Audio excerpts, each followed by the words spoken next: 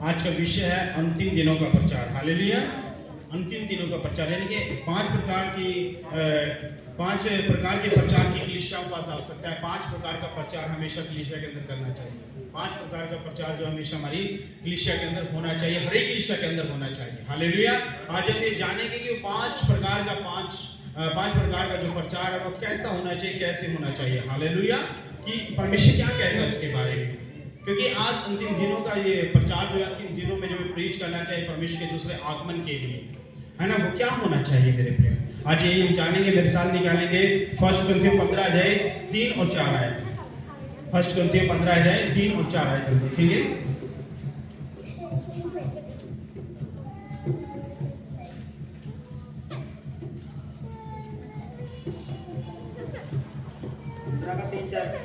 हाँ जी, 15 का 3-4 देखेंगे। 15-3-4 में क्या लिखा है 1 कुरिन्थियों में।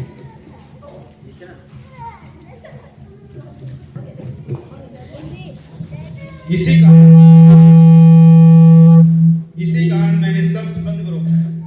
कारण मैंने सबसे पहले तुम्हें वही बात पहुंचा दी जो मुझे पहुंची थी कि पवित्र शास्त्र के वचन के अनुसार यीशु मसीह हमारे पापों के लिए मर गया और गाड़ा गया और पवित्र शास्त्र के अनुसार तीसरे दिन जी उठा। हालेलुया। संत पौलुस कहता है, संत पौलुस लिखता है और कहता है कि जो बात मुझे पहुंचे वो बात मैं तुम्हें भी पहुंचा रहा हूँ। जो बात मेरी और मेरे पास परमेश्वर की ओर से पहुंची है वो बात मैं तुम्हें बताता हूँ, वो बात मैं तुम्हें सुनाता हूँ। हालेलुया। पवित्र शास्त्र के वचन के अनुसार यीशु मसीह जो था, पवित्र शास्त्र के वचन के अनुसार यीशु मसीह हमारे लिए मारा गया, गाड़ा गया और तीसरे दिन मुर्दों में से जी उठा। संत पौलुस कहता है कि परमेश्वर जो परमेश्वर मसीह था वो जिंदा खुदा, वो जीवित परमेश्वर था और वो इस धरती पर आया इंसान के रूप में और उसने हमारे लिए दुख उठाए, हमारे लिए तकलीफ उठाई, हमारे लिए उसने कोड़ों की मार को सहा और उसने अपने हाथों पैरों में कीलें ठुकवाई और उसने हमारे लिए अपने आप को सलीब के ऊपर दे दिया, क्रूस के ऊपर बलिदान कर दिया। हालेलुया। ताकि हम लोग उद्धार पाए, हम लोग नया जीवन पाए, हम लोग बहुतायत का जीवन पाए और प्रभु यीशु मसीह का अनुग्रह हमारे पर दिन प्रतिदिन बढ़ता चला जाए और उसके अनुग्रह में बलवंत और सिद्ध बनते चले जाएं और उसके अनुग्रह में रहकर हम आशीषों को पाते जाएं और बलवंत होते चले जाएं। हालेलुया। क्योंकि प्रभु यीशु मसीह ने हमें बचाने के लिए, पापों से छुड़ाने के लिए उसने कीमत अदा की, उसने दाम चुकाया, उसने आपके और मेरे गुनाहों के लिए, मुझे आप और मुझको अंधकार से बाहर निकालने के लिए उसने अपनी जान दी सलीब के ऊपर, कोड़ों की मार को सहा, हमारे लिए मारा गया और गाड़ा गया और तीसरे दिन वो मुर्दों में से जिंदा हो गया। हालेलुया। यानी कि प्रभु यीशु मसीह ने आपके और हमारे सबके गुनाहों के लिए अपनी जान सलीब के ऊपर दी, यानी कि कीमत अदा की और कीमत अदा करके उसने हम सबको बचाया है।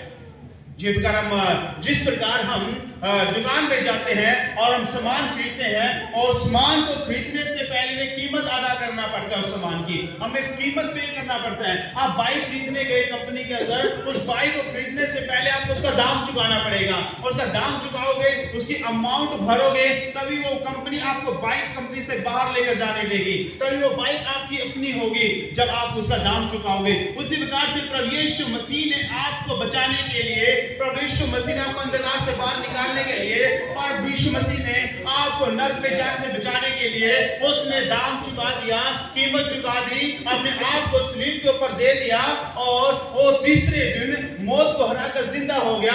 इसने मौत पर भी अधिकार प्राप्त किया। हालेलुया। जीवन और मृत्यु का अधिकार प्रभु यीशु मसीह के पास है।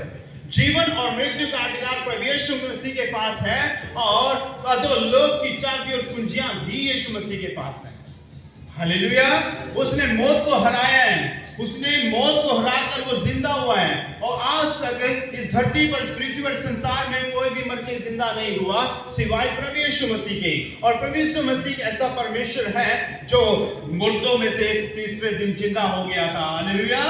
और बहुत सारे लोगों को दिखाई दिया, बहुत सारे लोगों को दिखाई दिया वो। हालेलुया। तो प्रभु यीशु मसीह ने मौत को हराया हमारे और आपके लिए। आज कभी तो परमेश्वर बहुत से लोगों को मौत के मुंह से बाहर निकाल ले आता है, हॉस्पिटल से आईसीयू से बाहर निकाल कर ले आता है और बहुत से लोगों को प्रभु यीशु मसीह ने जिंदा भी किया है। हालेलुया।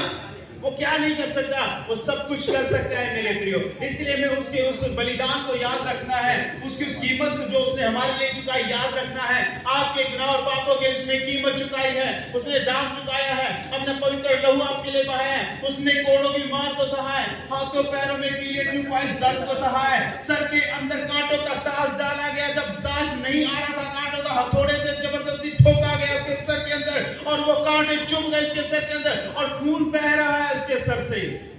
वो इतना दर्द सह गया, किसके लिए? आपके और मेरे लिए। उसने इतना दर्द उठाया, किसके लिए? आपके और मेरे लिए। हालेलुया। सो खुदावंत का धन्यवाद हो, प्रभु की महिमा हो। मेरे प्रियो, आपको प्रभु यीशु मसीह के उस बलिदान को याद रखना है और ये प्रचार हमेशा करते रहना है। प्रभु यीशु मसीह के जी उठने का प्रचार हमें करते रहना है। प्रभु यीशु मसीह के उस महान प्रेम का प्रचार हमें करते रहना है, और प्रभु यीशु मसीह का सुसमाचार हमें फैलाना है और लोगों को जागृत करना है और बताना है कि प्रभु यीशु मसीह जो है कि जिंदा परमेश्वर है, वो उद्धारकर्ता परमेश्वर है और जीवन देने वाला परमेश्वर है। हालेलुया। तो प्रभु यीशु मसीह जो जीवन देता है, हालेलुया। सो खुदावंत का धन्यवाद करते हैं। प्रभु की महिमा हो, प्रभु की स्तुति हो। हमें इस बात पर विश्वास रखना और भरोसा रखना है। हालेलुया। तो अगली बात हम देखेंगे, अगली बात क्या लिखा? अगली बात में लिखा है कि मसीह के जीवन और मृत्यु और पुनरुत्थान पर मसीह के जीवन, मृत्यु और पुनरुत्थान पर केंद्रित प्रचार। हालेलुया। मसीह के जीवन, मृत्यु और पुनरुत्थान पर केंद्रित प्रचार, जो लोगों को मसीह के साथ संबंध बनाने के लिए प्रेरित करता है। हालेलुया। मसीह के साथ संबंध बनाने के लिए प्रेरित करता है लोगों को। दूसरा तीमुथियुस 3 अध्याय और 16 आयत हम देखेंगे। दूसरा तीमुथियुस 3 अध्याय और 16 आयत हम देखेंगे। हालेलुया। दूसरा तीमुथियुस 3 अध्याय और 16-17 आयत में हम देखेंगे क्या लिखा है। संपूर्ण पवित्र शास्त्र परमेश्वर की प्रेरणा से रचा गया है और उपदेश और समझाने और सुधारने और धार्मिकता की शिक्षा के लिए लाता है। हालेलुया। करके संपूर्ण पवित्र शास्त्र जो लिखा गया है, ये जो बाइबल जो हम पढ़ते हैं, ये पवित्र आत्मा की प्रेरणा से लिखा गया है। यानी कि परमेश्वर के जो पहले जो नबी हुए, परमेश्वर के जो चेले